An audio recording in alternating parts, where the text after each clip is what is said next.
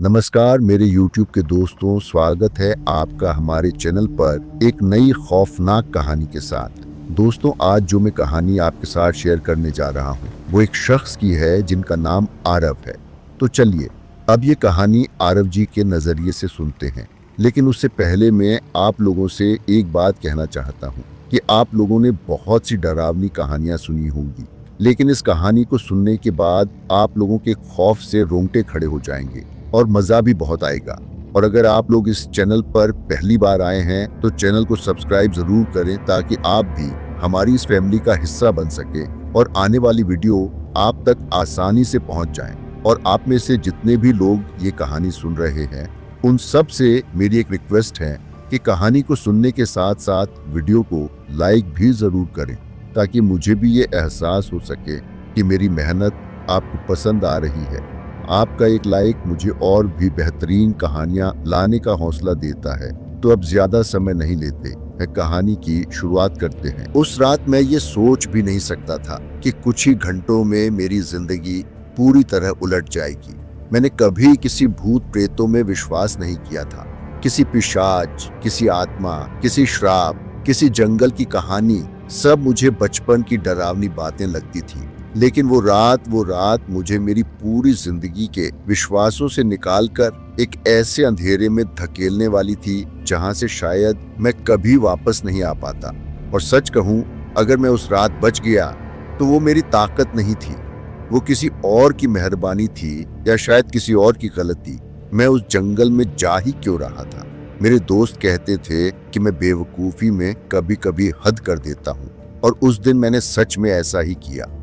मेरे ऑफिस से लगभग 40 किलोमीटर दूर एक पुराना जंगल था, भैरव कुंड जंगल। लोग कहते थे कि वहां रात में कोई नहीं जाता, सुबह भी डर लगता है। कुछ पुराने किस्से, कुछ गायब हुए लोग और कुछ अजीब आवाजों ने उस जगह को बदनाम कर रखा था। लेकिन मेरे लिए वो सिर्फ एक जंगल था, एक रास्ता था जिसे काट कर मैं जल्दी घर पहुंच सकता था। और उस दिन ऑफिस की लेट शिफ्ट ने मुझे इतना थका दिया था कि मैंने सोचा एक शॉर्टकट ही सही रहेगा। काश उस रात में थका ना होता, क्योंकि मैं उस रास्ते पर नहीं जाता तो शायद आज ये कहानी किसी और की जुबानी सुन रहे होते। सड़क सुनसान थी, घड़ी में 11:42 रात के बज रहे थे। मेरी बाइक की हेडलाइट सामने के धुएं जैसे धुंध को चीरती जा रही थी। हाँ, धुंध, जबकि नवंबर का महीना अभी शुरू भी नहीं हुआ था। जंगल की तरफ जाने वाला रास्ता अजीब तरह से खाली पड़ा था। कोई ट्रक नहीं, कोई गाड़ी नहीं। ये बात मेरे लिए सबसे ज्यादा अजीब थी, क्योंकि रोज काम से आते जाते मैं कम से कम 4 से 5 गाड़ियां देखता था। उस रात कुछ भी नहीं था, सिर्फ मेरी बाइक की आवाज और पेड़ों की चरमराहट। मैंने सोचा हवा चल रही होगी, लेकिन अगला मोड़ आते ही मुझे एहसास हुआ कि वो हवा नहीं थी। पहली बार मुझे महसूस हुआ कोई मेरा पीछा कर रहा है। मेरी हेडलाइट पेड़ों से टकरा रही थी और उनकी परछाइयां बार बार सड़क पर गिर रही थी। और इन्हीं परछाइयों के बीच मुझे लगा कि कोई आकृति मेरे पीछे चल रही है। पहले मैंने मजाक समझा, मुड़कर देखा, कुछ नहीं, सिर्फ अंधेरा। लेकिन कुछ कदम बाद फिर वही एहसास, जैसे कोई मेरी स्पीड के बराबर ही चल रहा हो। मैंने बाइक की स्पीड बढ़ाई, हवा चेहरा काटने लगी। दिल में अजीब सा डर था जिसे मैं खुद को समझाकर दबा रहा था। कुछ नहीं है, बस तेरा वहम है, मैंने खुद से कहा। लेकिन वो वहम नहीं था। जैसे जैसे मैं आगे बढ़ रहा था, सड़क पतली होती जा रही थी। पेड़ इतने घने थे कि उनकी टहनियां सड़क के ऊपर जुड़कर एक काला सुरंग जैसा रास्ता बना रही थी। मेरी बाइक की लाइट उस सुरंग में छोटे छोटे कीड़ों की तरह चमक रही थी। और तभी अचानक मेरी बाइक अपने आप धीमी होने लगी। मैंने एक्सीलेटर पूरा दबाया, फिर भी स्पीड और कम हो गई। ये क्या हो रहा है, मैं बड़बड़ाया। इंजन ठीक था, फ्यूल पूरा भरा हुआ था, कोई मैकेनिकल दिक्कत नहीं थी। लेकिन बाइक धीमी होती जा रही थी, जैसे किसी ने पीछे से पकड़ लिया हो। अचानक सड़क के दाएं तरफ से एक अजीब सी आवाज आई। ये आवाज किसी इंसान की चलने की नहीं थी, किसी जानवर की भी नहीं। ये आवाज ऐसी थी जैसे कोई पेड़ पर नाखून घिस रहा हो, धीरे धीरे लंबे खुरदरे नाखून। मेरी गर्दन अपने आप पीछे मुड़ने लगी। मैंने हिम्मत करके पीछे देखा, अंधेरा, लेकिन उस अंधेरे में कुछ हल्का सा हिल रहा था, कोई परछाई जो पहले नहीं थी। मेरी बाइक अचानक बंद हो गई, एक तेज झटका लगा, ठक, और मेरी बाइक बीच सड़क पर बंद हो गई। न कोई आवाज, न कोई हलचल, न कोई हवा, बस सन्नाटा, इतना गहरा सन्नाटा कि मेरे अपने दिल की धड़कन कानों में गूंज रही थी। मैंने दोबारा स्टार्ट करने की कोशिश की, एक बार, दो बार, तीन बार, लेकिन बाइक चालू ही नहीं हुई। मेरी सांसें तेज हो रही थीं, हाथ कांप रहे थे, और तभी उस गहरे सन्नाटे में एक आवाज आई, इस बार बिल्कुल साफ, पीछे मत देखना। ये आवाज एकदम पास से आई थी, इतनी पास जैसे किसी ने मेरे कान के बिल्कुल पास से फुसफुसाया हो। मेरे पूरे शरीर में झुरझुरी दौड़ गई, पर मैंने देखा और मेरी मौत वहीं तय हो गई। मुझे नहीं देखना चाहिए था, मन मना कर रहा था, दिल चीख रहा था कि मत देख, लेकिन इंसान का स्वभाव डर जितना बढ़ता है, जिज्ञासा उतनी ही बढ़ जाती है, और मैंने धीमे धीमे अपनी गर्दन पीछे की ओर मोड़ी। जैसे ही मैंने पीछे देखा, मेरे हाथ सुन्न पड़ गए, पैर जमीन में जम गए और मेरी सांस रुक गई। जैसे ही मेरी गर्दन पीछे मुड़ी, मेरी आंखें कुछ देख ही नहीं पाईं। पहले तो अंधेरा था, लेकिन उसी अंधेरे के भीतर थोड़ी देर बाद कोई मौजूदगी साफ दिखाई देने लगी। वो कोई इंसान नहीं था, वो किसी और ही दुनिया की चीज थी। उसकी ऊंचाई लगभग 7 फीट के करीब थी, लेकिन असली डर उसकी ऊंचाई में नहीं, उसके हिलने के तरीके में था। वो सीधा नहीं खड़ा था, उसका सिर दाईं ओर एक अजीब कोण पर झुका हुआ था, जैसे किसी ने गर्दन तोड़ दी हो, और उसके हाथ लंबे, पतले, कांटों जैसे उभरे हुए। वो पेड़ों के बीच खड़ा था, लेकिन उसका शरीर पेड़ों की छाया में गायब भी हो रहा था, दिख भी रहा था, जैसे वो छाया और शरीर के बीच फंसा हो। मैं डर से वहीं पत्थर की तरह जम गया। मुझसे जितनी हिम्मत बची थी, मैंने उसे आंखें फाड़ कर देखा। उसके पैर जमीन पर ही नहीं थे, वो थोड़ी ऊंचाई पर हवा में लटका हुआ था, और उसका शरीर हल्का हल्का झूल रहा था, जैसे हवा के बिना ही कोई उसे हिला रहा हो। फिर उसकी गर्दन धीरे धीरे एक पूरा गोल चक्कर घुमाने लगी, और इस आवाज ने मेरे कान का पर्दा जैसे फाड़ दिया हो। ये आवाज इतनी अप्राकृतिक थी कि मेरा दिल सीने से बाहर आ जाए ऐसा लगा। मेरी सांस अटक गई, चेहरा पसीने से भीग गया और शरीर सुन्न पड़ चुका था। मुझे लगा कि मैं वहीं मर जाऊंगा। उसका चेहरा नहीं, वो किसी सड़े हुए मांस के ढेर जैसा था। लेकिन अचानक वो मुस्कुराया। मुस्कुराहट में एक इंसान की तरह होठ नहीं थे, बल्कि उसका पूरा जबड़ा एक साथ फट सा गया, जैसे किसी जानवर ने भीतर से पकड़कर उसका मुंह बढ़ा दिया हो। लार नहीं, काला तरल टपक रहा था, और उसकी आंखें काली नहीं थीं, सफेद नहीं थीं, और ना ही लाल। वो खाली थी, पूरी खाली, जैसे 2 गड्ढे हों जिनसे अंधेरा बाहर झांक रहा हो। उसका शरीर हिलना बंद हुआ, और धीरे धीरे वो मेरी ओर आने लगा। पैर जमीन पर नहीं थे, हाथ किसी अनदेखे धागे से खींच रहे थे। उसकी हरकतें इतनी धीमी, इतनी ठंडी थीं कि मेरे शरीर की धड़कन रुकने को तैयार थी। मैंने हड़बड़ाकर बाइक की चाबी घुमाई। बाइक ने आवाज की, पर स्टार्ट नहीं हुई। उस चीज के कदम नहीं थे, लेकिन वो पास आती जा रही थी। अब वो मेरा चेहरा साफ देख सकता था, और मैं उसका, और यही मेरे लिए सबसे खतरनाक बात थी। मैंने कोशिश की कि दूसरी तरफ कूद कर भागूं, लेकिन तभी मुझे लगा किसी ने मेरी गर्दन के पीछे बर्फ जैसा ठंडा हाथ रख दिया। मैं जड्ड हो गया, सांस रुक गई, और एक आवाज, एक बहुत धीमी सांस की आवाज मेरे ठीक कान के पास सुनाई दी। मैं तुझे देख रहा हूँ। मेरी रीढ़ की हड्डी जैसे टूटने लगी, मेरी आंखों के आगे अंधेरा छाने लगा। मैं मुड़ा नहीं, मुड़ने की हिम्मत नहीं थी, लेकिन मैं महसूस कर सकता था कि वो मेरे कान को सूंघ रहा है, जैसे वो मेरी महक पहचान रहा हो। अचानक धड़ाम, इतनी तेज आवाज आई कि पूरा जंगल हिल गया। वो ठंडा हाथ अचानक हट गया।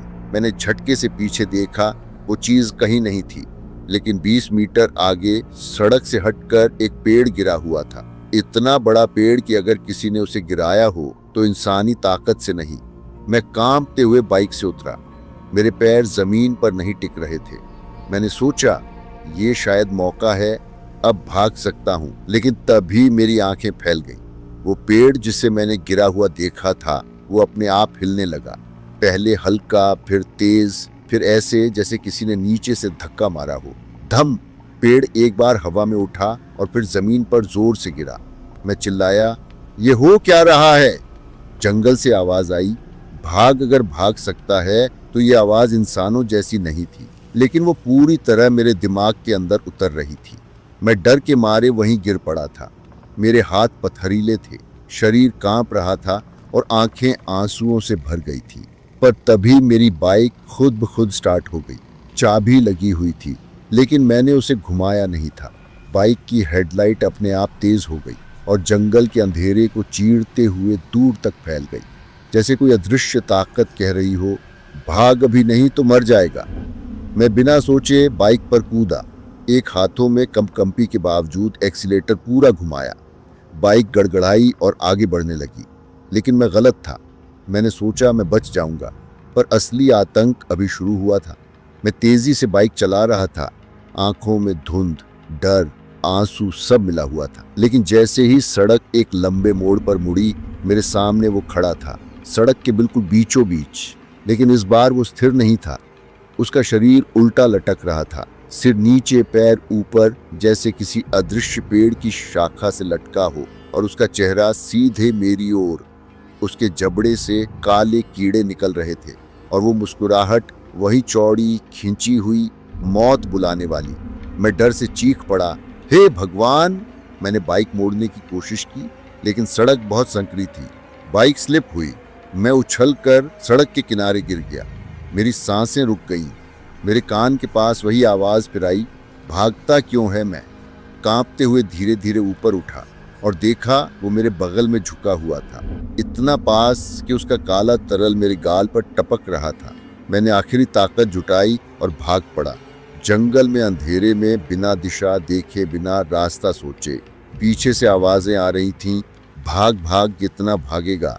हर आवाज मेरे कान के अंदर घुस रही थी और मैं अंधेरे में घुस चुका था, जंगल के उस हिस्से में जहां कोई इंसान कभी नहीं जाता। मैंने पगडंडी पर कदम बढ़ाए ही थे कि पीछे से पत्तों के जोर से दबने की आवाज आई, जैसे कोई भारी चीज चारों हाथ पैरों पर चल रही हो। मैं पलटकर देखने ही वाला था कि अचानक मेरी टॉर्च झिलमिलाने लगी। नहीं नहीं, अभी बंद मत होना, मैं बुदबुदाया। कुछ सेकंड बाद टॉर्च फिर जल पड़ी, लेकिन रोशनी सीधी मेरे पीछे वाले पेड़ पर पड़ी और उसी पल मेरी सांस रुक गई।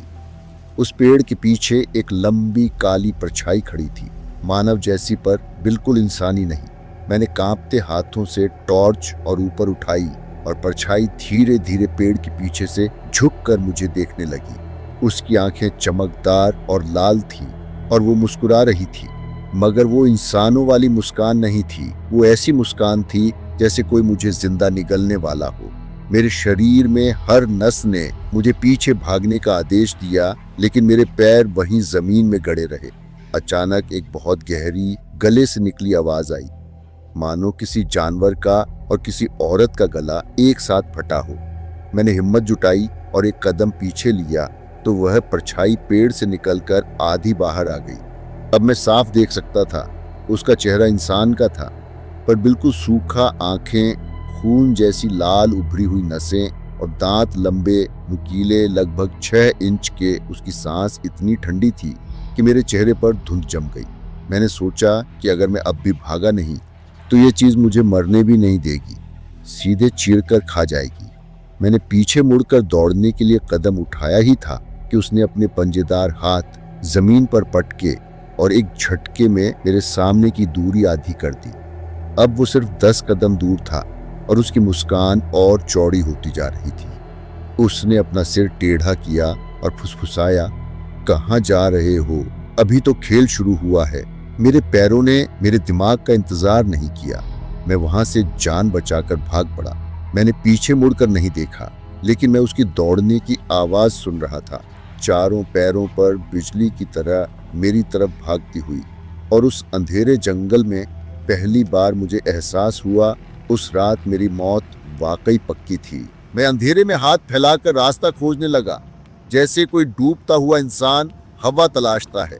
तभी मेरे पैर किसी लकड़ी जैसे उठे हुए पत्थर से टकराए और मैं जोर से गिर पड़ा। धड़ाम! मेरे गिरते ही पीछे से वह आवाज अचानक रुक गई। जैसे वह चीज मुझे देख रही हो, मुस्कुरा रही हो कि अब उसका शिकार खुद उसके पांवों में गिर चुका है। मैंने धीरे धीरे सिर उठाया। चांद की हल्की रोशनी पेड़ों की शाखाओं से टूटकर जमीन पर गिर रही थी और उन्हीं धुंधली किरणों में मैंने उसे देखा।